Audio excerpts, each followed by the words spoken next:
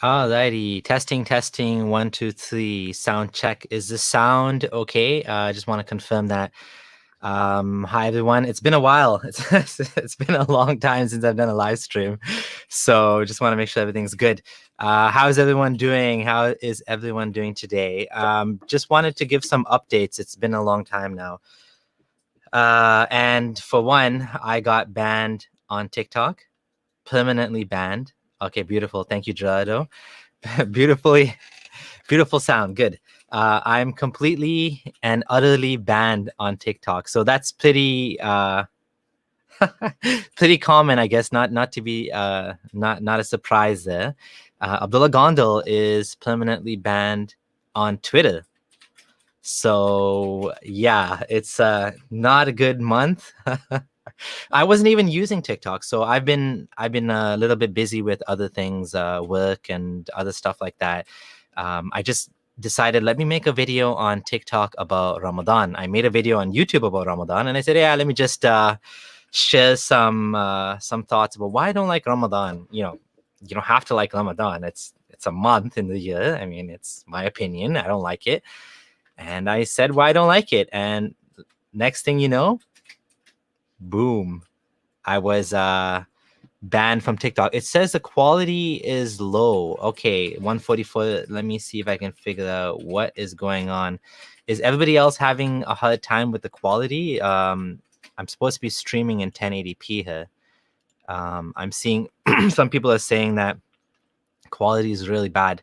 Let me know. Anyways, I mean, hopefully it's just a couple people, not everybody. Yeah, so TikTok is one, Twitter is the other. Abdullah Gondal had a post about some of the hate in, I guess, hate in the Quran or something like that. And unfortunately, it's a high risk post, I guess, because Twitter, it doesn't understand sarcasm. It doesn't understand that, it doesn't understand when you're making a point using like, oh, non-Muslims are the dumbest people. They might actually think that we're trying to say that non-Muslims are the dumbest people, even though that's not what we're saying. I mean, we're saying that's what the Quran is saying. So yeah, that's basically what happened. Me, on the other hand, I was on TikTok. I wasn't even using TikTok barely, and that's what happened. Sorry, I just respond to something. Yeah, so it's kind of ridiculous. Why is the quality? It says if you're on Wi-Fi. Am I on Wi-Fi? I'm not on Wi-Fi. Let me just take a look. No, I'm not on Wi-Fi at all. Why is it doing this to me? Yeah, my internet seems perfectly fast. Let me give me 1 second. I'm gonna come back and see if it comes back better.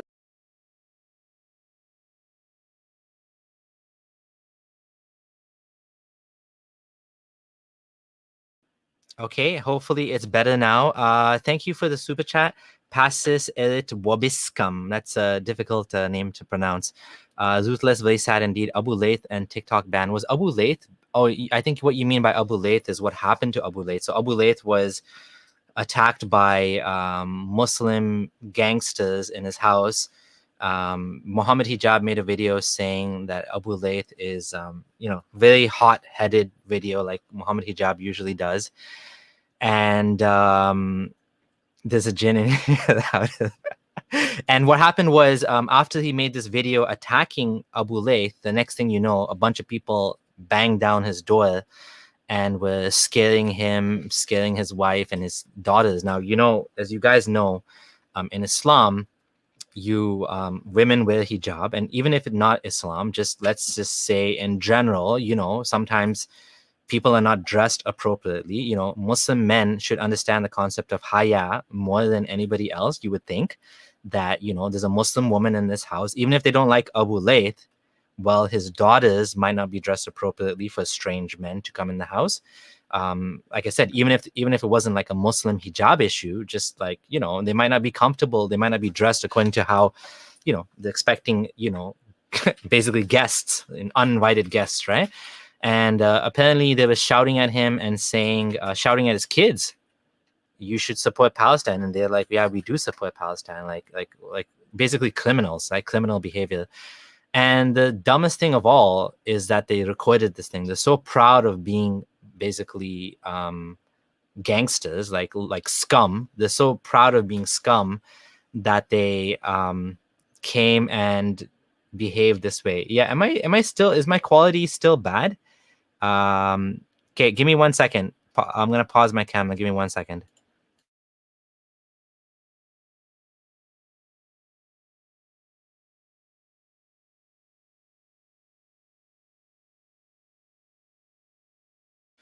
So I think the problem with the stream is not on my end. I checked my cables and everything is fine, and that's why I wanted to do a test, because I don't want to go live with interviewing someone and it turns out that there's a problem. But I don't think there's anything I can do on my end, unfortunately. So because it does look like everything on my end should be fine. Let me try lowering it to 720p just to see if that helps. Okay, I'm going to lower my camera to 720p. I did that. And let me check the settings here. Oh, I can't change it because it's already live. That is unfortunate. I apologize for that. But anyways, as long as you can hear me, that's all that matters, I think. Yeah, anyhow. So yeah, poor Abu Leith, he's Muslim. He's obviously Muslim. He's not the type of Muslim that, he's not a Muhammad Hijab type Muslim. He's much more nuanced in his views, and he has his own opinions on things, some of which I think some, obviously Muslims won't agree with, right? So it's unfortunate that even if a Muslim can be treated this way, and he clarified some of his stances, he clarified what he was saying, that that this was his opinion was taken out of context. He does support Palestine and all that, and he's not at all, his position is clear that he supports Palestine. So obviously there's something going on, that's people are demonizing him. Muhammad Hijab is obviously pretty much responsible for this. Muhammad Hijab did say, I don't agree with what these guys did, but he's like, this is unfortunately, look at the community. All you got to do is say, look what this guy said, and the next thing you know, people are banging down your door and going into your house in the UK, in London. Like, this is not cool at all. If this is how bad the community is, that you can just say a couple of things and they turn into bloodthirsty, basically gangsters banging down the door of another Muslim. I mean, that's just sad. I mean, obviously Abu Leith, if I was him, I wouldn't want to live over there anymore. I wouldn't want to live in a community with people like that. I hope that, he finds peace, his family finds peace with what happened. It's obviously not easy. Pakis et Wabiscum, if that's what you were not referring to about Abu Leith, then let me know. Hamas can keep the Twitter account. Yeah, I don't know how that works. I don't know what Hamas is doing, or if they're allowing it for a reason so they can keep an eye on them. Obviously, there's probably something else going on there. I don't know anything about why. What's my stance on the Israel-Palestine ban? Do you mean the war? Yeah, anyhow, Israel and Palestine is complicated. And I don't really understand the situation. I don't understand the politics behind the situation. I do think that it's a very one-sided situation. Hamas is not helping the situation by shooting rockets, basically the rockets are garbage. The homemade rockets, they're not gonna hurt anybody as far as I know. Israel has this multi-million-dollar, defense system, and they hold all the cards in the situation, right? So it's not a fair, it's not a battle between equals by any means. Obviously, I think that there is wrong being done on both sides, but it feels like there's more wrong being done by Israel. I mean, New York Times had a list of all the kids killed by the recent fighting, and there's like, I forget, it was 60 plus or 70 kids or something. Obviously it's not a good thing, right? I mean, my opinion is that religion just makes the world situation worse. Obviously to people living there, the politics is the main thing. It's not the religion, obviously. But for people outside, like for example, British Pakistanis banging down the door of Abu Leith, for Muhammad Hijab, for all these people, it is a religious issue. And that's kind of like what you see with ISIS. You see with ISIS that a lot of the fighters are foreign fighters. They're coming from overseas. They're coming from, they're coming from Afghanistan. They're coming from Britain. They're coming from all over the world, right? These people, they want to fight. They want to be involved in these things for the cause of Allah or whatever. But the actual, to the people living there, many of them, it's a political issue. It's not necessarily a religious thing. Obviously, the religion makes it worse. It just makes it, because now you have this special, they want it because the Jews want it, special status to it. Muslims, it's holy to them too. And, obviously, if that didn't get in the way, then things probably would be a little bit more straightforward. But on top of that, you have the religion. It just muddles up the issue even more, right?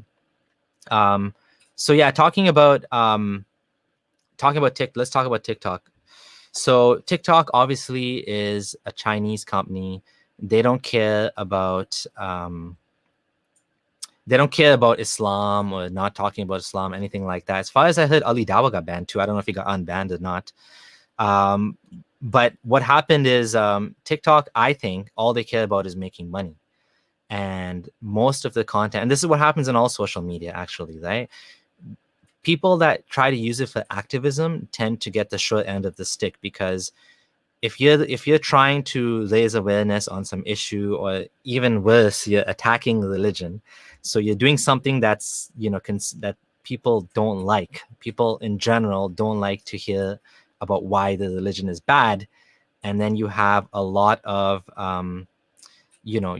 people that don't want to hear that. Muslims, for example, they mass flag. The system is not made to withstand large amounts of people complaining or gaming the system, you can say, right? So TikTok, yeah, it almost always evolves or revolves around money.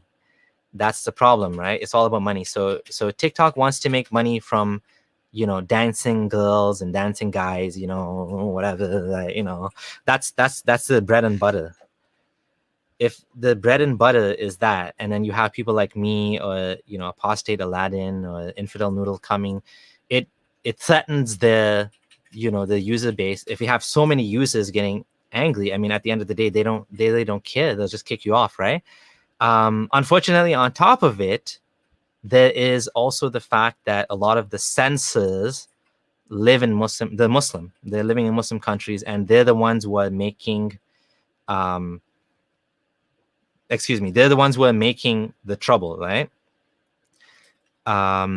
So if you're Muslim and there's mass flagging going on, let's say on Twitter, and you work in a Muslim country, and you're like, whatever, Pakistani or whatever, and you see that this guy is being flagged, what are you gonna do, right? You're gonna accept the flag and kick him off the platform, right? I mean, I don't know how much of that is actually the case. Obviously, the social media giants will not tell us what's happening or why it's happening.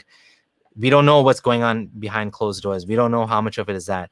So I don't know. What do you guys think? Should I create another TikTok account? Obviously, like, to me, it feels like it's just declining, diminishing the words, because the more that I create an account, like I have to put a lot of effort into creating an account and getting, uploading. I do have a copy of all my videos, but I'm not going to re-upload them because they'll just ban me right away, right? So the only thing I can do is I can make a new account and make new videos, right? I don't know what Abdullah Gondal is going to do. We've tried appealing his account as well to see if we can get it back. I don't know if he's going to make a new account or not. I don't think he can. Yeah, TikTok is where the brain cells go to die. That's a good way to put it, right? Anyhow, so it is what it is. Yeah, so what else do I want to talk about? So Abdullah Gondal banned on Twitter. Abdullah Gondal is going to be more active on YouTube now. So we've been talking about what can we do, because he's off on Twitter. So oh yeah, Cactus Boy. We can talk about Cactus Boy as well.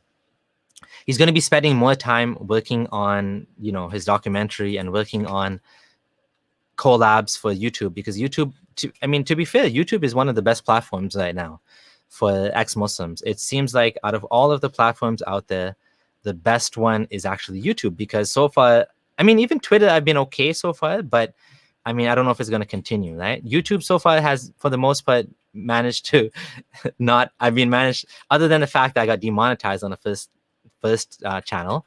For the most part, YouTube's been pretty good. I've been able to say what I want to say, and haven't got kicked off for the most part. Gondal should start a channel. Yes, I've talked to him about this. He might actually do one at some point. At the moment, I don't think he's ready to do that. He's still working on some content. P, nice to see you again. Please check PayPal donation. Can't use super chat anymore. I didn't get your DM. I'll double check. Thanks for letting me know. It might have got filtered out. I have a few live streams coming up.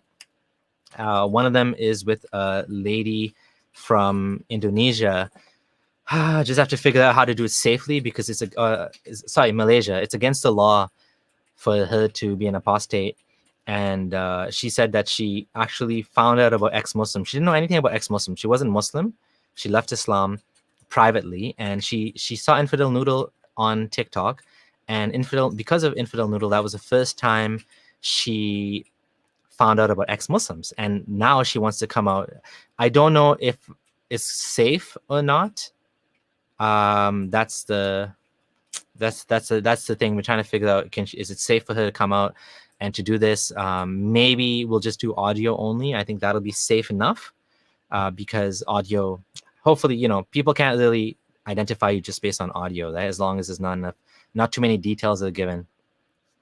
Thank you, Free Somali Minds. Nice to see you on the channel again. Gondal is probably my favorite ex-Muslim because of how eloquent he is at dismantling the falsehoods of Islam. Absolutely. And he has his own unique style that, you know, he's achieved a lot. In many, you know, people were turned by Abdullah Gondal, more than, in some sense, more than me, right? Because people have the different things they focus on. He's focused a lot on the preservation, the language, and obviously the neuroscience, because that's what he's studying. So that was very that was very helpful. What updates do you have for us? I feel I've been noticing more and more Muslim women not wearing hijab. Do you believe this to be true? Yeah, I do think that things overall, you know, secularism is getting more and more popular in the Muslim world. I do think that, in my opinion, and this is the same thing I've been saying since the very beginning, people are going to continue either leaving Islam or becoming less religious, right? So it's like Muslims are going to probably still call themselves Muslim, but they'll care less about Islam. I think this is the process we're going to go through. It's going to be a process where people will be more culturally Muslim, but less religiously Muslim.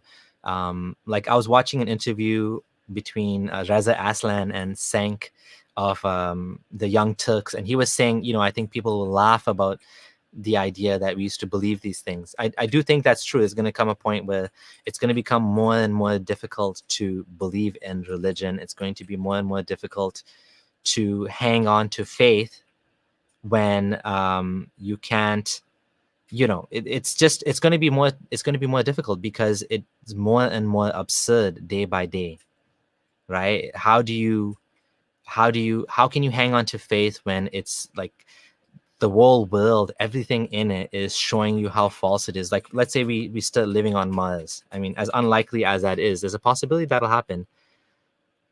What are you going to say? What's Islam going to say about praying? Like, do we face the moon or something? You know what I'm saying? Like, it's like these things are going to be more and more obscure. Even the Kaaba, facing the Kaaba, the Qibla, it's like, it makes sense on a flat earth, but how does it make sense on a round earth? Because you're facing on a globe, you're facing into space. You're not even facing.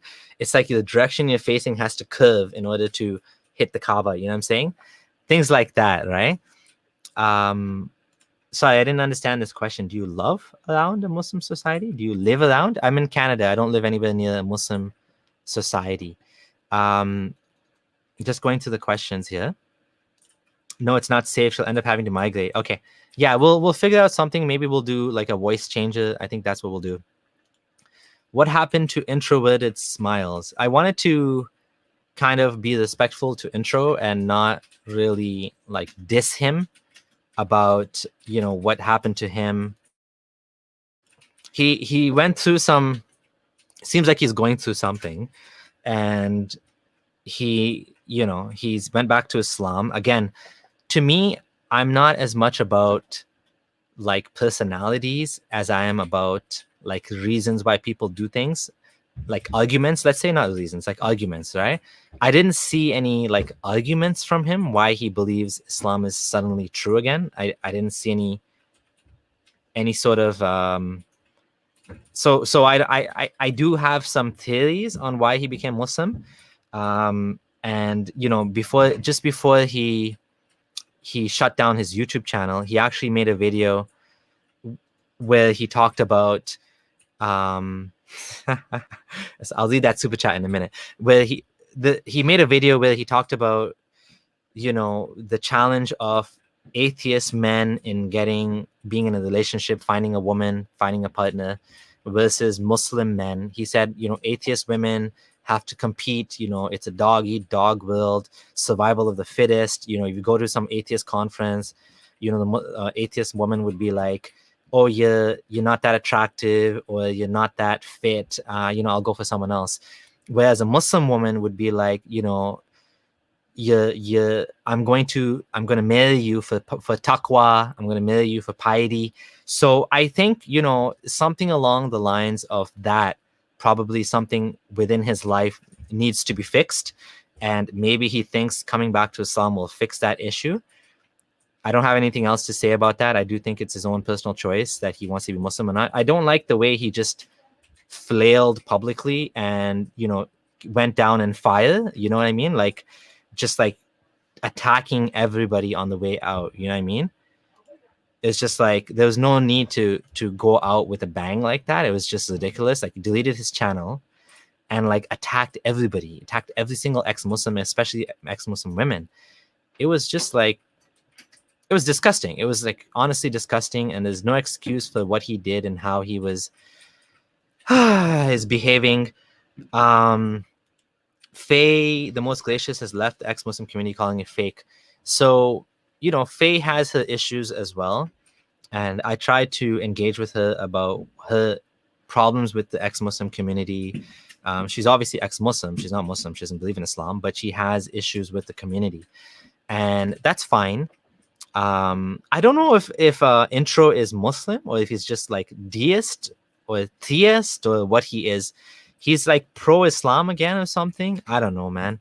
Faye, the most gracious, left. Oh yeah, so Faye, again, Faye has her own issues. I don't want to talk about her. She's still pissed off at me for saying that. Honestly, I'm not going to repeat what I've already repeated in my video on Zara. Whatever the case is, I don't want to talk about Faye. Like, you know what? I just want to move on from that. You know what? I think she needs to move on as well. And so I'm not going to talk about her. I hope she finds peace and happiness and all that in her life. Seems like she has a lot of issues. And I do hope, you know, she finds comfort. And obviously this whole thing that happened with Zara K and then with Yasmin Muhammad, and it's not helping her. And it's just, anyways, you know what?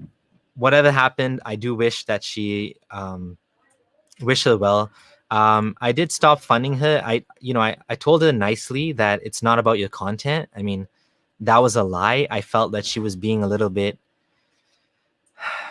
too, I don't know, like I said, I tried to engage with her about her content, but it didn't seem like she was interested, right? Like, you know, the ex-Muslim community needs to like you know, do more diligence about certain organizations like Faithless Hijabi and this and that. And I said, well, Faithless Hijabi is Faithless Hijabi. It's not like approved by the ex-Muslim community or anything. It's just one organization. It's a small outfit run by a few people. And if they did something wrong, then obviously there's a court system for you to, you know, if something you abuse in some sort of contract or something like that. Like, it is what it is. Like, it's not really the ex-Muslim community issue. If it was like the ex-Muslims of North America, that's kind of like an official organization. It is an official organization, and I'm a part of it. And then I would speak on behalf of them. If ex-Muslims of North America did something wrong, then I would either have to condemn them, or I'd have to, ask them to make an apology or whatever.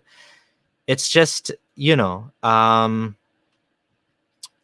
so anyways, like I said, she has the issues, but it just kept going on and on. Every single video was negativity about this person and that person, and it didn't feel like this content was helping anything, right? And maybe that's just her way of dealing with it, her what she's upset about, and that's fine. She can do that. I didn't feel like I wanted to be part of that anymore, and yeah, so that's enough. I have that's all I have to say. What would I say to Hijab if I ever saw him? I don't know. I try to have a friendly conversation with him. A lot of times when you're on social media, it's like one thing, you act really dramatic. In real life, I hope it would be like a proper conversation. Like, we'd be able to, I'd love to sit down with him and just have like a podcast style conversation/interview. I do think a lot of the things he's saying are over the top. I do think he has his issues. I don't know. I think he has his issues, which is causing him to, if anyone's seen Hijab, like, he's had a lot of meltdowns. He's apologized publicly for these meltdowns. He's getting in a lot of trouble on social media repeatedly. And then he says things like, okay, I'm just going to stay off social media. He attacked this like Muslim scholar for saying, he was saying to some Muslim on Twitter, something about sucking her wife's breasts or something. So there's an opinion, there's an Islamic opinion that you can become mahram to a woman by drinking her milk, even if she's an adult. So he was making fun of that opinion, and he was arguing with some sheikh or something. I don't even remember the details now, but and then of course people got mad at him because he was being like very like crude about it, just like he was being crude with me and my wife and Abdullah Gondal and his wife. And he was saying all these like, oh, what if your wife did this and that? Like, he was being very crude and vulgar. So he was doing the same thing with the Muslim community. And I was just like, well done. Like, you guys are getting a taste of your own medicine. You guys are getting a taste of hijab now. But of course he had to apologize and back down and and say he was going to stay off social media. And then of course, after he made the video on Abu Leith, he was thankfully nobody was hurt in Abu Leith's situation. Nobody they scared the hell out of him and his family, but nobody I think nobody physically hurt him, right? I didn't hear about any physical altercation that happened. So thankfully, whatever happened, hopefully that's the end of it, right? Muhammad Hijab is married. Weber's saying a magnificent G-man. Okay, social media censorship is awful. It is what it is. I try to work within the platforms that I have because, what else do we do, right? This is the platforms that we have, and this is either use it or lose it. That's what I think, right? You and Gondal were spreading Islamophobia. Unlike people like Muhammad Hijab, who spreads peace on social media. yeah. Muhammad Hijab was saying, we welcome death. We're not scared of death, and we'll kill your dogs if your dogs come near us, and this and that, right? Spreading peace. This is a lovely comment. I should pin this comment if I can find it. Hold on. Yeah, found it. What? I can't. Wonderful comment, Skeptic Muhammad. Nice to see you on here. Give me a second. I want to pin this comment.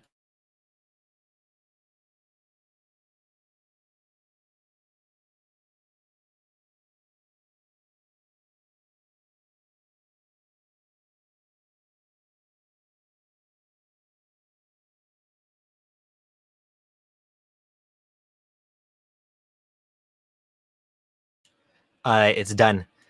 There we go. Was Muhammad mentioned in the Quran? Muhammad is mentioned at least once by name, right? Surah Muhammad. Um, if you want to discuss like things of this nature, when we're getting into like, yeah, he's barely mentioned. I mean, that's one thing that people, let's say Christians, like to argue sometimes, that Muhammad is mentioned less than Jesus in the Quran. It's a tricky topic to get into if you want to get into the historical Muhammad. Historical Muhammad is not an easy topic to get into because it requires a much more deep understanding of the sources, of the texts, of the historical methods, and all of that stuff. I normally, when I'm discussing Muhammad, I'm discussing Muhammad as he's discussed according to Sunni Islam, meaning according to Bukhari and Muslim. I'm discussing the Muhammad that I believed in, not what Muhammad, really was. Because I don't think we can easily know that, right? You know what I mean? I don't think we can easily know who Muhammad really was. What we have is a construction that was created by the scholars, the Muslim scholars, Sunnis and Shias, both created their own Muhammad, right? And he's a little bit different. Both those Muhammads are different, and neither of them is historical. Both of them are creations.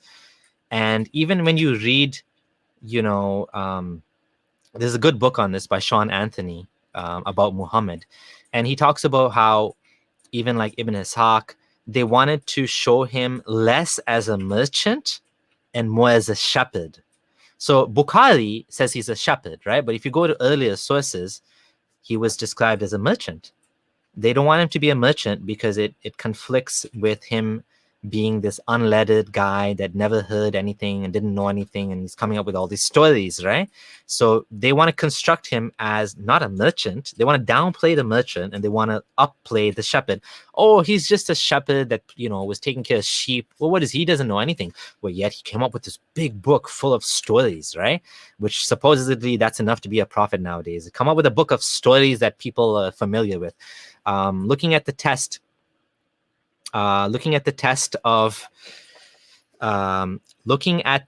test that supposedly the Jews gave him, or they said, tell us about Dhul Qarnayn, right? The non-Muslims came up with this challenge, tell us about Dhul Qarnayn. And if you think about it, they're asking him about something that they know.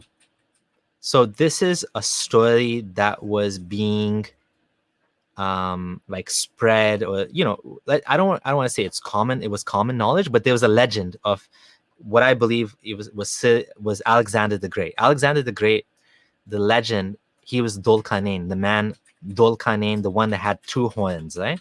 So the Dhul Qarnayn story was a myth that people knew about.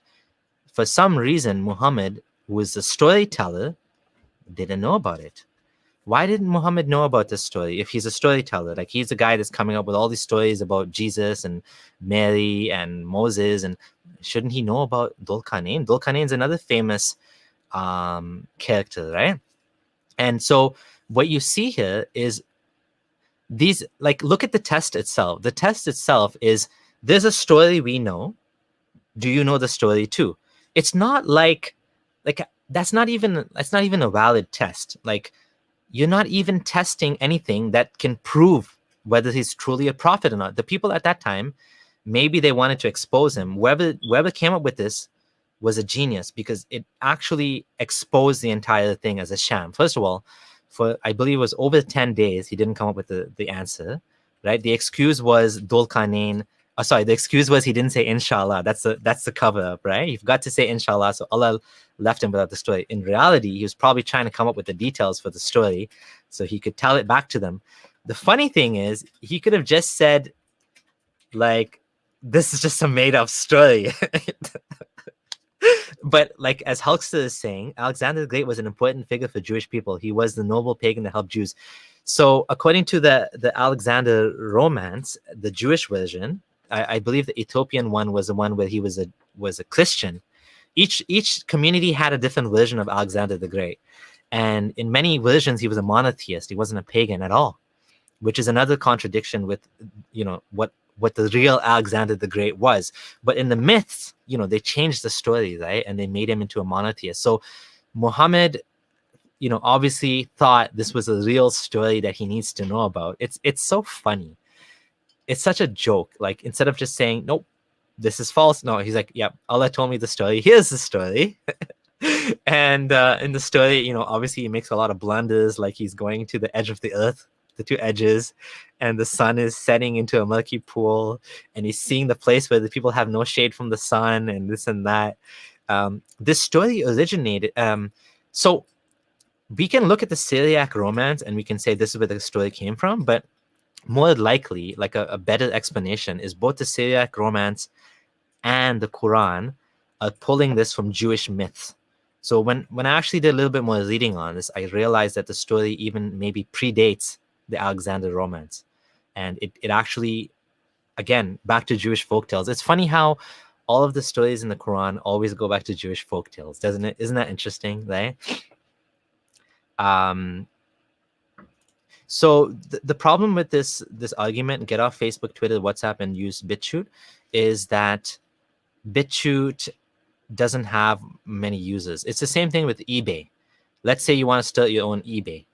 Unless you have a niche that's very specific, nobody's going to use it, because all the sellers are on eBay. So why would customers come? And then customers won't come because there's no sellers. So it's a chicken and egg problem, right? The chicken and egg problem is the same thing that happens on all of these platforms.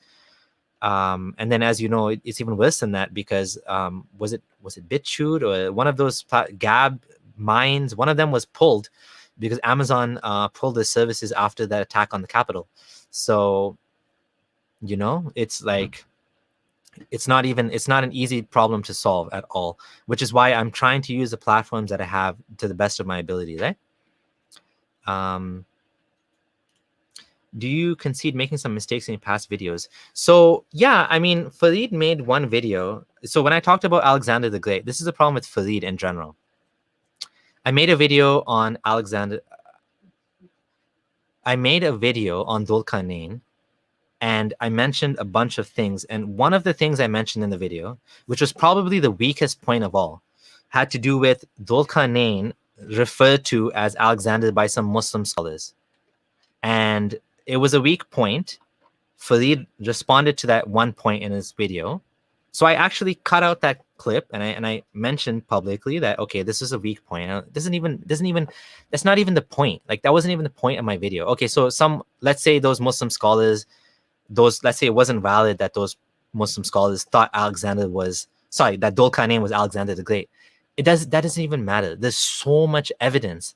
There's too many similarities between Alexander the Great, especially the Syriac version, and Dhul Qarnayn. There's just too many. Even the name Dhul Qarnayn, even the coins, the existence of the coins with the man with two horns. Alexander was known as the man with two horns. Like, there's like a million arguments, and yet he picked on that one thing, and it's like, okay, you're debunked. Well, no, not really. What about the rest of the video, right? That's the same thing he does with the when Abdullah Gondal did a presentation on the Muhammad being having the temporal lobe epilepsy and all of those issues. Farid brought his cousin, who was some sort of scientist or something, and they like nitpick the points, and they don't go for the strongest points. They go for the weakest points, right? So that's the issue. But yeah, I'm okay with mentioning that I've made mistakes. In no way do the mistakes I made make Islam true. Like, if you go back to the basics, even if every single, let's say every single argument I made on Islam is false, meaning, let's say that I pointed out 5 mistakes in the Quran: Dhul Qarnayn, scientific errors, the stories being made up or copied. Let's say all of those are false. Now we have a book. There's a book. Muhammad came up with this book. I didn't find a mistake in it. Does that mean it's from God? If I wrote a book myself today, right? I wrote a book. I gave you the book. Let's say there's no mistakes in the book. Let's say I'm a new prophet. I claim to be the next prophet after Muhammad, and I come up with kind of like Joseph, like Joseph Mormon. I come up with the book of Sameer, right? The book of Sameer builds on the Bible and builds on the Quran, and it has some more stuff on it, right? Even if there's no mistakes in that book, am I truly speaking to God? Can you make that argument? No, it's a non sequitur. You need to prove as a Muslim that the actual book is from God. And how do you do that? How do you prove the Quran is from God, right? It's the burden of proof. The burden of proof is so important, right? Because it shifts the focus back on the one making the claim. If someone's making a claim, I spoke to God yesterday, my book is from God. Okay, fine. Can you prove it? Yeah, my book is it's a miracle because you can't write anything like it. Well, I can't write anything exactly like it because you and I are different people and everyone speaks a little bit differently. I could use some of the words. If I use some of the words that you use, then people will say, well, I use your words. So that's not like it either. So how do you, it's a great question. How can you prove that a book is from God? Well, I can't say for sure, but I can give some points. One point is, for sure, it wouldn't have mistakes in it. It wouldn't have mistakes that like a 12-year-old would would not make today. A 12-year-old in 2021 would not make these mistakes that Muhammad made in the book. There's also lack of information. There's lack of external confirmation in the book itself. There's nothing inside the book that Muhammad couldn't have known. There's no mention of, for example, the female egg, which, like, for example, we discovered the female egg. We discovered evolution. When I say female egg, I mean like a human female egg, that like a woman has an egg that comes every month. The Quran talks all about, blood and menses being unpure, blah, blah, blah. But not once does it mention, well, what's the point of menses? What's the point of menstruation?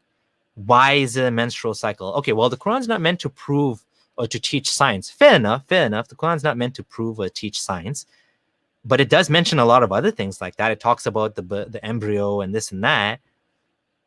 So why and it talks about the purpose of the stars is for travelers to find their way. It does talk about purposes of things. It doesn't talk about the purpose of that, right? So if that's your argument, then I'd like to see, well, why is there nothing in the Quran that Muhammad couldn't have known? The embryology was basically, Galenic embryology, clot of blood. We don't say clot of blood anymore. That's like 7th century Greek embryology. Like, that's just very outdated. And talk to any embryologist, talk to anyone who studies science. The Quran is just, and even Muslims will say that, well, the Quran's not trying to be scientific. I agree. I'm not saying it's trying to be scientific, but even if it was, it would be wrong. And why would it be wrong? Because Muhammad didn't know better. If the supreme creator of the universe wrote this book, he did a really shitty job. Like a 12-year-old today wouldn't make the mistakes and would have more information that would be impressive than the creator of the universe. So going back to Farid and mistakes and all that, you could prove me wrong on every single thing I said, but that still wouldn't prove the Quran to be right. To prove the Quran to be right, you need a lot more than that. You need some sort of confirmation. So what else could the Quran have? How else could the Quran prove itself? How about if something happened that nobody could explain? How about if the Quran, I mean, it's going to sound kind of dumb, but what if the Quran was in Chinese? Sure, the Arabic people at that time wouldn't be able to confirm it, but like within a couple hundred years, it would have gone to China, and maybe even less than that, because if they had a book in Chinese, I mean, there's so many things that would have been harder to explain and would have required, would have been more puzzling than, Muhammad coming up with a book of stories that were like spreading in the area that he lived in. That's not even impressive. Maybe the Quran being in multiple languages. Maybe, this number 19 miracle that the submitter sect, the Rashid Khalifa, claimed to be true. Maybe if that was true, that there was like a checksum, a mathematical checksum on the Quran, but of course not. The Quran itself was preserved on like bones, right? On the bones of sheep and leather skins, and people forgot some of it and stuff like that. How is this impressive? There is zero reason why anyone would believe this is the word of God if they were evaluating it critically without being, brainwashed as a child. So why do non-Muslims become Muslim? Well, for one thing, I do think that they're given a lot of misleading information. I don't think this is great. Table of elements without people knowing what all meant would have been such more impressive. Table of elements is one example. There's like a million things the Quran could have had that would have been convincing, right? This is not convincing. Like there's nothing convincing about the Quran, right? Please stop repeating David Wood's nonsense. Does David Wood say that? Because the same thing would apply to the Bible. So why would David Wood say that? I don't think David would say that. I don't think David Wood would say any of this, because, in my opinion, the same issue with child marriage. Will you make videos about Islamic prophecies that were fulfilled? I actually do have something that I can share with you about that. It's called Muhammad's False Prophecies. All right, so Muhammad's 10 false prophecies. David Wood says there were verses missing. Yeah, so just watch a video on Quran preservation that Abdullah Gondal. Watch his presentation. Look at this. Look at the Sana manuscript. Look at how it was erased, and using UV light, scientists, historians, or whatever, they're able to see the writing that was below it. A palimpsest is not something that any random person can afford. This was like probably most likely, according to academics of the time, this was a companion codex. This was a copy of a companion of Muhammad. This shows that the Quran went through edits, went through revisions. And to make it worse, Uthman burned all the competing copies, or at least he tried to. Yet in some of the hadith, we actually have narrations of missing verses. Why do you say David Wood says that? It's in the hadith. It's there in the Muslims, in the Sunni sources, that there's verses missing. Aisha herself said that. Why do you need David Wood to tell you that? Your own book tells you that. Look at any academic paper, honestly. Even Muslims, for example, let me just look at my books here. I'll give you an example of one book. David, hold on. Okay, so Dutton, where's Dutton? If I can share this, it'd be nice. Life of Muhammad, Origins of the Quran. Oh, here we go. Found it. What I was looking for. Dutton, 2011. So, orality, literacy, and the 7 ahruf hadith. Even Muslim academics, like, for example, Yasin Dutton, admit that the 10 ahruf, there's big issues with the 10 ahruf. There's competing Qurans. There's, narrations talking about missing verses.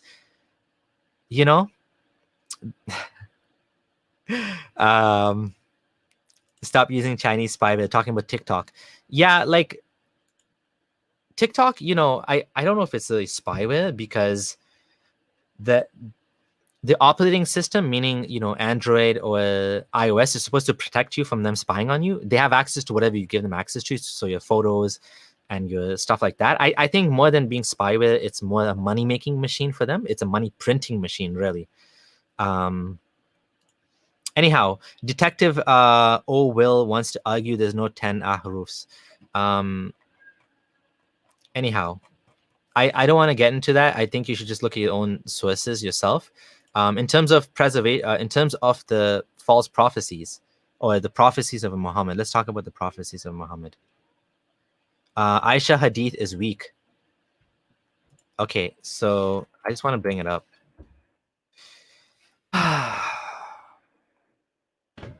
Okay, it's not just the Aisha hadith. Again, I really think you should look up this paper. Let me just post a link to this paper. Do a little bit of studying. There's a reason why. There's a reason why when people study Islam academically, they don't remain Muslim like Sunni Muslims want them to be Muslim. They change their opinions, and Yasir Qadhi is probably the best example of this. You cannot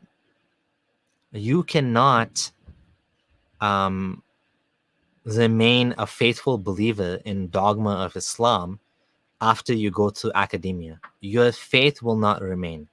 It's impossible, because what happens is, as Yasir Qadhi has said, and as Noman Ali Khan has said, these academics, unlike when you go to Medina or Azhar, the academics at Yale and Harvard, they will take apart the building blocks that you were taught is what builds Islam, and will put it back together in such a way that you won't be able to believe it anymore, because there's so many problems with the story. There's so many problems with Quran preservation. I mean, Yasir Qadhi just basically sped up the demise of the Quran. It's not like this is a secret. I mean, he misjudged the Muslim reaction. I think he underestimated how badly Muslims will take it. Because look, Yasir Qadhi has these academic glasses on. He's engaging with people like Yasin Dutton and academics, people that are actually, looking at the real sources and seeing how bad the preservation is. And he knows how bad it is. And he knows that in academia, this is what people are saying. He just misjudged that how the public would take it if he said this. I mean, he should have known better. But this was like, as they say, the qadr of Allah. It was a ball that's been rolling and getting bigger and bigger. And it was inevitable that this was going to like pop off at some point, right? It's going to explode. The whole thing started with, the fact that he had problems with, the narrative. He privately told some people. These people decided to expose him, Dawa Man, and, the rest of the crew. Fareed Leaks, of course. We have to thank Fareed Leaks for exposing Yasir Qadhi. And of course, this thing has been kind of bubbling under the covers for a long time, that people wanted to know what's going on with the preservation of the Quran. Why did Yasir Qadhi say in this private email list that there's problems? But Yasir Qadhi is just quoting what, Abu Dawood and others are saying in the books, right? Right. And I'm not an expert on this, but there's Abdullah Gondal knows this topic much better, that Muslim scholars have written about these things, right? And even Yasir Qadhi said that in the email, that just look up, Kitab al-Masahif, right? Kitab Masahif, for example, by Ibn Abu Dawood. It mentions some of the issues in the Muslim. This is a Muslim book, not a non-Muslim book. And then, of course, all the academics are talking about these things openly, right? Like, so the thing has been bubbling under the surface for a long time. It's yeah, okay, forget the hadith on Aisha, man. Forget the hadith on Aisha. It doesn't even matter. All that matters is that your own scholars know about the problems in Islam and the Quran, and you should listen to them. You don't need to listen to me. And of course, Yasir Qadhi's been thrown under the bus by Muhammad Hijab, by just about everybody now, because they didn't like what he's saying. They didn't like that he's being open and honest about it. So anyhow, enough about that. I don't really want to go on and on about that anymore, because Mr. Expert Detective O'Will, with the shady hat and the no real name, is a big expert on the Ahruf situation. Okay, an ex-Muslim's Quran would be great, like the atheist Bible. Yeah, it'd be fun to write, a skeptic's annotated Quran or something like that, right? Anyhow, just call everyone Orientalist. Yeah, exactly.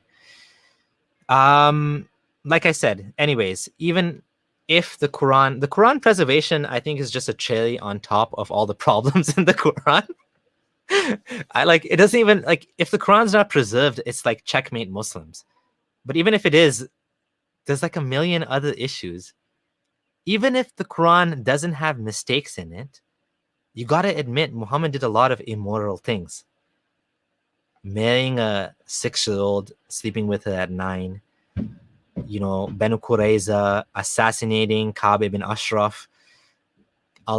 There's so many things he did, some of which are not kosher for YouTube, so I'm not even gonna risk mentioning them. That's the world we live in. I can't even say what Muhammad did on social media, or I will get in trouble.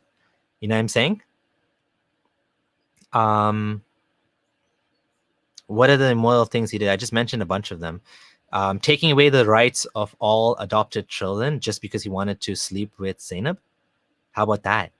How about the fact that before Islam, adopted children had better rights? Even Muhammad adopted a child, Zayd ibn Muhammad. Even Muhammad himself was calling Zayd his son, like a real son.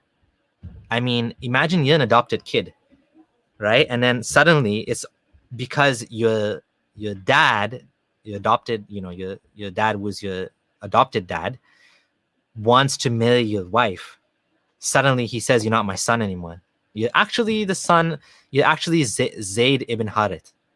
You're no longer Zayd ibn Muhammad because I want to sleep with your wife. That's weird. The Arabs, the pre-Islamic Arabs, had a bigger issue with that than they had with Aisha, because at that time, child marriage was not an issue. As we've matured in morality, we know this is an issue. We know it's problematic, and we don't like child marriage for very good reasons, for health reasons, and for, children should be children, not baby machines, right? Like, so it's a joke that you're asking me what immoral things did Muhammad do, right? Like, why assassinating people that insult you is wrong? Why is it wrong to kill people that insult you? Why is it wrong? Why do you think it's wrong to kill people, Einstein? It's wrong to kill people. Like, if someone insults you, insult them back. You don't kill them. Oh my God. Let's leave this pervert. Technically, there's nothing wrong with Muhammad marrying Zainab. The problem, other than the fact that she's his cousin, and he created a big problem that exists. Muslims are suffering now because Muhammad allowed cousin marriage. Do you not see the problem in that? Repeated cousin marriage leads to all sorts of health problems. The Quran does not advise against cousin marriage. The Hadith does not advise against cousin marriage. In fact, Muhammad married his cousin. So, the bigger problem with the whole Zainab thing is what I told you, that he took away the rights of adopted children just so he could be with Zainab.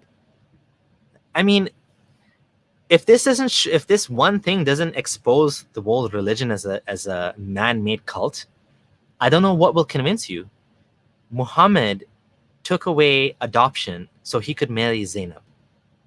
Do you not see how crazy that is? The Quran says, we wanted you to marry Zainab so Muslim men would understand that they can marry the adopted son's ex-wife when the adopted sons have no more need for the ex-wives. Use your brain. This is the most craziest thing ever.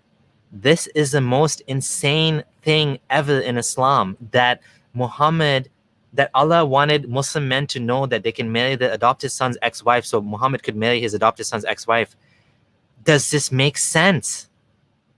If you can't see that this is man-made cult, I cannot help you if this one thing does not prove it to you. There is zero reason why Muslims would want to marry the adopted kids' wives, ex-wives. That never happens. That never ever happened in 1400 years. Yet the Quran actually goes out of its way to mention this. This is it. There's no adoption. Exactly. There's no adoption. There's no adoption in Islam. So why does the Quran talk about marrying your adopted son's ex-wife? You just checkmated yourself, buddy. The Quran abolished adoption, and at the same time it says you can marry your adopted son's ex-wife. Done. Islam is done right now. Islam is done. Like, I don't need Quran preservation. I don't need mistakes in the Quran. I can just use this one example. This one example is enough for anyone to know. This one example is enough for anyone to know that Islam is a man-made religion made up by Muhammad. And I think I will end it at that. It's been an hour. Yeah, there's so many other examples too. There's so many other examples too. So many other examples. Even Muhammad allowing his warriors to sleep with slaves. Why didn't he require them to marry the slaves? If freeing slaves is so good, why don't you have to free a slave and marry her before sleeping with her in Islam? You cannot tell me that no Muslim can argue this is a good thing. I've already proved the Quran wrong just by showing you one improvement. The Quran is supposed to be the perfect manual of how to live your life. All I need to do is make one improvement to the Quran, and you can see it's not from God. A few days ago, you can see on ex-Muslims in North America Twitter account, they showed footage of the massive dawah, Bilal Phillips condoning the murder. Oh, that's interesting. That's interesting. You can argue it's a good thing. I don't know how you would argue it's a good thing to do this, to basically allow slavery and to allow men to sleep with their slaves. I can't ever argue. If you want to argue it's a good thing, good luck, because you'd have the rest of humanity against you. You'd have the rest of people with decent values against you. The only people that would argue that slavery and sleeping with slaves is a good thing would be people who take advantage of innocent women that are captured in vulnerable situations like that. Nobody can argue this is a good thing. Nobody can argue, right? Islam is glowing. You cannot beat God. Okay, whatever. I don't even care. This is exactly it. Religion can make good men do bad things.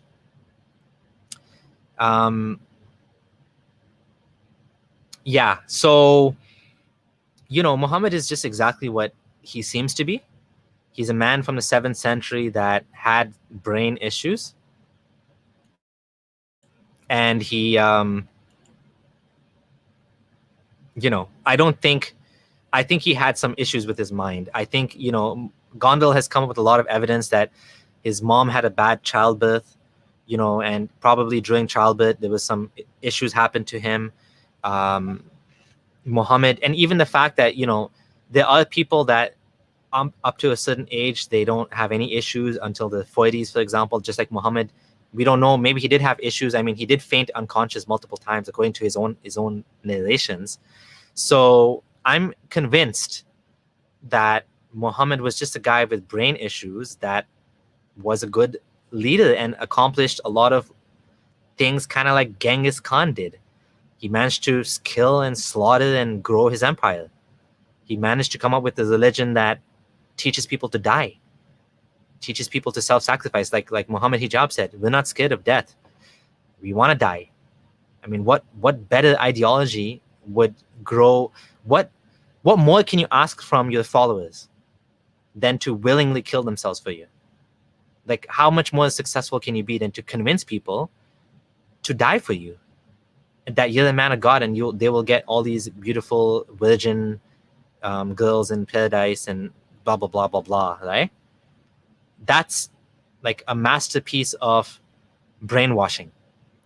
That is genius level brainwashing. And I don't think he was like genius in the sense that he was a genius. I think that there was some things going on in his brain, and I think he lived in a time and place where he was able to get away with it, where he was able to accomplish these things. Because in today's world, nobody would be taken. I mean, actually, when you watch documentaries on cults, you'll see that people today do get, especially a certain type of population, people that are like low self-esteem and stuff, they do fall into cults. But you'll never have a cult growing like Islam grew, right? It's just not going to happen anymore. It can't happen, because at that time, there was fertile ground for superstition and ignorance and jinns and black magic, and evil eye, and I'm going to protect you from evil eye, and Gog and Magog's going to come and get you guys, and you can scare people like that. But in today's world, you don't get away with it. You will not get away with it, and your religion will be cut short. Now we have to deal with people that are having big families, that are having lots of kids, and then they're teaching the kids Islam. I had lots of kids too, and I untaught them Islam. But Muslims have big families, and so we need to help, keep fighting this good fight, because the numbers game is against us, right, for sure, and we need to counter that however we can. So to everyone that's here, keep up the good fight. This is an important issue, and it's an important battle. It's a battle for the hearts and minds. We're fighting for secularism. We're fighting for religious freedom. We're not just fighting for atheism. We're fighting for religious freedom. At least I am. I'm fighting for the rights of Ahmadi Muslims, for Shia Muslims, for Ismaili Muslims. Yeah, for Sunni Muslims too. Even Sunni Muslims. As long as their rights don't trample on my rights, on our rights as a species, as humanity. We want fair rights for everybody. You don't get special treatment just because you have a religious belief. You don't get to trample on anyone else's rights just because it's your religion. No. That's why we have secularism. That's why we have democracy. That's why we have. That's why we're fighting. That's why I'm fighting for these things. I don't take for granted what I have, because I was one of those brainwashed people that, sad to say, go to my website, go to lightuponlight.com, scroll down to the bottom, and look up the articles like "The battlefield is the safest place on earth." Look up the articles like me praising this Chechen jihadi, what's his name? Al-Khattab. I posted those articles. I was a fan of Anwar Avlaki. I was one of those who, there was cognitive dissonance. I lived in the West. I cared for non-Muslims. I didn't hate non-Muslims. I wanted them all to become Muslim. But at the same time, I also believed in Islam. I believed in jihad. I believed in all of these things. And who knows, I could have ended up in a situation where I would have gone for jihad. I don't know. It could have possibly happened. Like who knows, Excuse me. I don't know exactly, how many people are out there that were like me, that could have gone off the deep end, could have gone for jihad, could have sacrificed their life. And even if they don't go to that extreme, maybe they don't go for jihad. Maybe they just do something less, but still something bad. For example, they don't get a mortgage. They have kids, they have a wife, but they don't get a mortgage. So they're renting the rest of their lives, and for no good reason, just for dogma, right? They'll never own a home if they die. And I've seen at the mosque at my university where I was studying in Waterloo, Ontario, there was a Somali family begging for money outside the mosque because their house burned down. They didn't have insurance on the house. Why didn't they have insurance? Do you know how cheap the insurance? You know how much I pay for insurance on my house? I think it's like $80 a month. I think it's like, is it $80? I don't even know if it's $80. Maybe it's like 60. If my house burns down, I'll get a new house for $60 a month. Like, you got to be a complete buffoon not to get insurance. Except these people are not buffoons. They're brainwashed by Islam, which teaches them, and these sheikhs that tell them insurance is haram. We had people, I've met people, I've been to people's houses from Hizb ut-Tahrir that told me things like, I don't have car insurance, which is illegal. It's against the law to not have car insurance, and I drive a car. And I got stopped by the police once. They asked me for insurance. I didn't have it, then I quickly signed up. So I don't know what happened to it being haram. Suddenly they quickly signed up, which is funny. But like, Muslims' lives are more screwed up because of Islam. Islam doesn't help Muslims. This is why I fight this fight. This is why I believe in this. It's just like, I don't want anyone else to give up something that they don't have to give up for no good reason. I don't want anyone to miss out on the one and only life that they have. And if there's a next life, maybe there's a next life, but definitely not Islam. Islamic hereafter. There's no virgins and couches of gold and rivers of honey and milk. Like, I don't even know who wants that. And non-alcoholic wine and whatever other nonsense is mentioned in the Quran, which is basically, invented for horny men that you want to fight in your battles, right? Basically, you want these men to fight in your battles, so you make it difficult for them, and then you give them all these benefits, right? Sexual benefits in the next life, sexual benefits in this life. This battle is worth fighting, and we need to fight it. However you do it, whether it's supporting ex-Muslims in North America, supporting secularism, supporting, Faisal, what's his name? Ideas Without Borders, which is translating books into Arabic, all of these books on science, supporting, so I should go on Hamza's Den. I actually have a video where I tried to go on Hamza's Den. I didn't even know about Hamza's Den. Some Muslim DM'd me on Twitter, told me to go on Hamza's Den. And so I went, and they wouldn't let me on the show. Nope. It was so funny. It was so funny. I put a super chat saying, you guys don't want to let me on the show. I thought this is like Hamza's Den, right? And by mistake, Hamza, or whoever I guess his name is Hamza, the owner of the channel, highlighted my super chat by mistake, which is so funny, which basically said, why are you not letting me on? Because normally they try not to acknowledge me. They try not to acknowledge my existence by like pretending I'm not there. Oh my God. It's pretty funny. If you're going by a Quranist perspective on things, Ishaq Ibrahim, I have a strong feeling that you are a Quranist. Can you just let me know if that's correct? Is that true that you are a Quranist? If you are a Quranist, then I don't have anything to say to you, because your Islam is going to be very different than the Islam that I'm talking about. I have no issue with the Quran if the Quran doesn't call if there's no problem with adoption, then great. Quran still allows men to sleep with their slaves. The Quran still allows men to beat their wives. I'm sure you're gonna tell me doesn't mean beat. The Quran still has the most ass backwards idiotic talaq rule, which makes no sense, which is so stupid that when you look at the story of how it originated, the Genesis story of the talaq rule, and you see that the Muslim men were complaining, and how Muhammad tried to fix it by making it like the rule is so dumb and it's too easy. So he makes, instead of fixing the rule, he makes another rule that makes it worse, which is if you do that, then you have to sleep with your wife has to sleep with another man. So honestly, yeah, Faisal Said Al Muta, thank you. I think it's called Ideas Without Borders. Ideas Without Borders. Ideas Beyond Borders.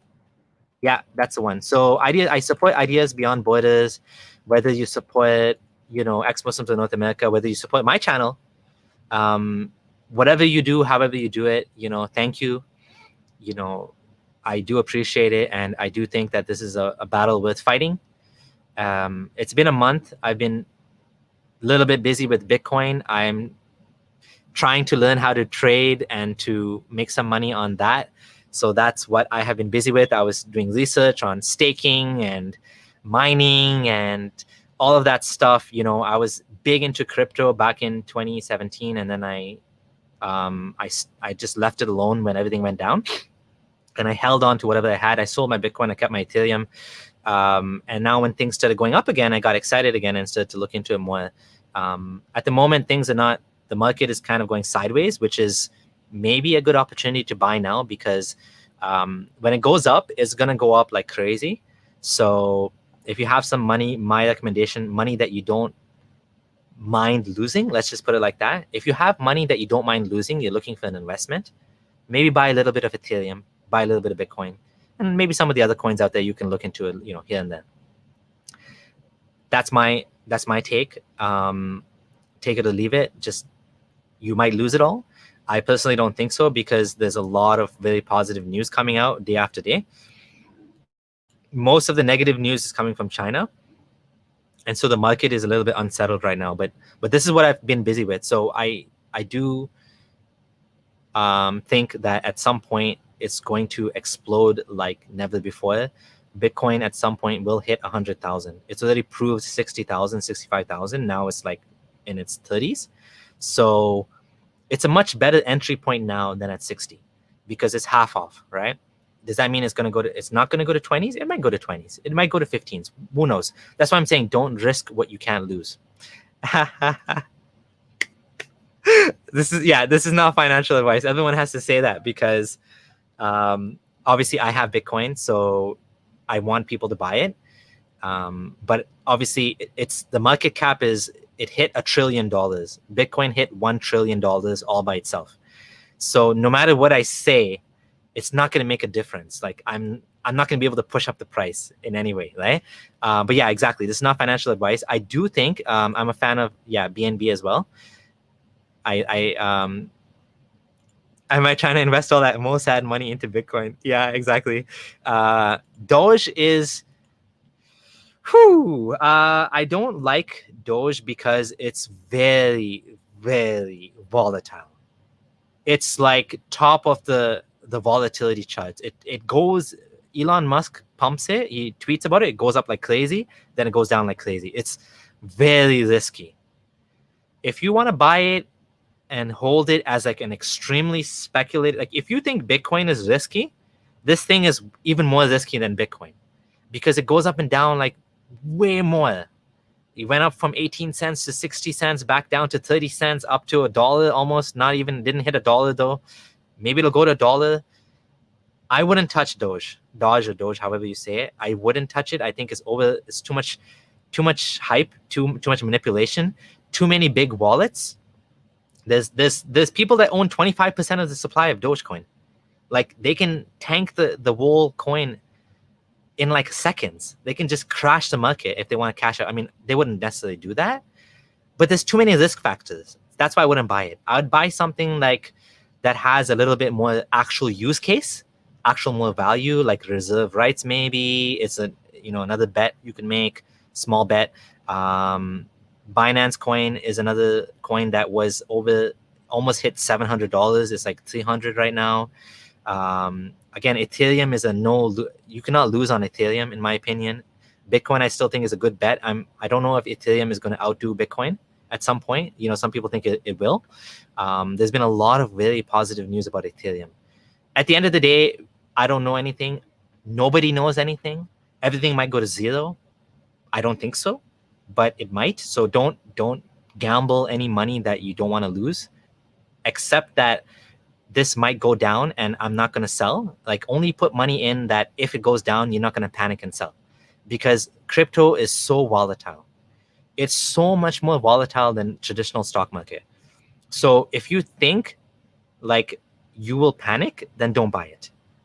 Just put in, like, if you think you're going to panic, if you're going to buy $1,000, just put in $100. That way, if it goes down, you're like, yeah, whatever, it's $100.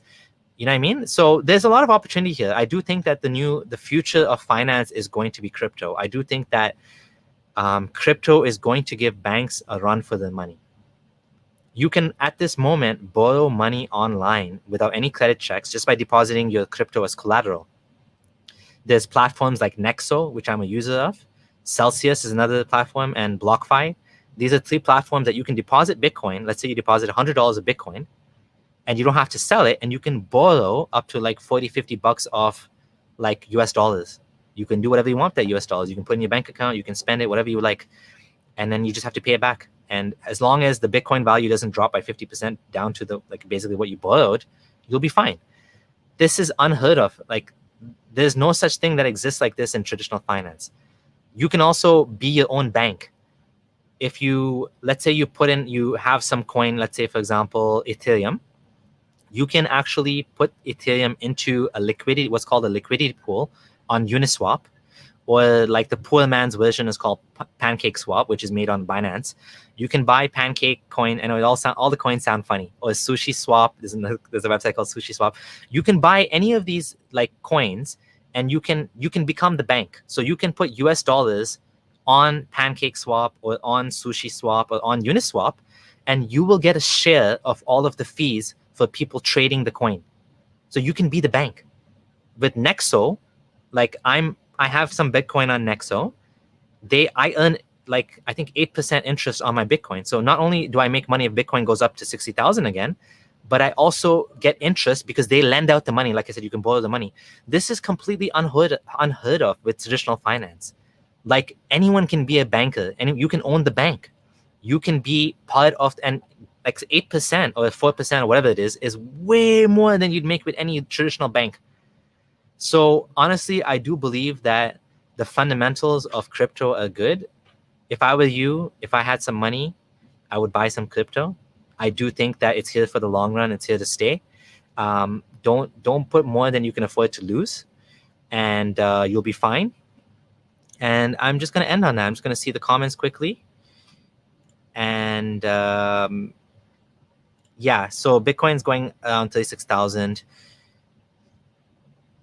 Doge, you can only buy it if you're willing to, like, hold. I don't know. I just stay away from it. Yeah, that's it. That's all I have to say for today. I don't touch crypto. Useful for crime, I'm sure. Actually, this is one of the biggest misconceptions out there. Bitcoin used to be useful for crime, let's say, but now it's not. Like, Bitcoin it's so analyzed that, let's say, for example, I do some ransomware scam and I want to get some Bitcoin, and people send me Bitcoin. That Bitcoin wallet that I said send the coins to, everybody can see what's in that wallet, and those coins are now tainted. So you won't be able to get rid of those coins. There's nothing you can do with them. If you deposit them on Coinbase will lock your account, will contact the authorities. If you anyone that touches those coins, they basically damage property. You can't get rid of them. It was supposed to be anonymous, but it ended up being like completely the opposite. So there are privacy coins people have come up with, like Monero, Zcash, and blah, blah, blah. Those coins probably, are more useful for like laundering money and stuff like that. I don't know anything about that. I don't go on the dark web. But like I'm talking about in the traditional coins, like let's say other than the privacy coins, there's a lot more like valid use cases for them than illicit use cases, because the open blockchains, anyone can see who's sending. I mean, you don't know who's sending to who, but like if someone flags that coin as like laundered money, you'll never be able to use it. You're screwed basically, right? So it is what it is. It's not. I think it's more useful not for crime, but for like other uses, store of value, money transfer, stuff like that. Hey John, nice to see you again. Hope we will have more live streams soon. I hope the Prince of Saudi Arabia wants to get rid of Hadith. Yeah, I heard something about this, but I don't know the details, right? Regrettably, the scientific miracles narrative has become an intellectual embarrassment for Muslim apologists, including myself. For sure, for sure. All right. Stop baiting. End the stream. Enjoy the rest of your day. Thank you for your donations as well. And thank you to my patrons as well for the support. And all you guys, love all you guys. Mwah, mwah. Even my haters, thanks for coming and helping the algorithms. Looking forward to the next two Abdullah's stream. I will try to organize as soon as possible. I know we're all missing Abdullah Gondal very much. And see you in the hereafter. Bye.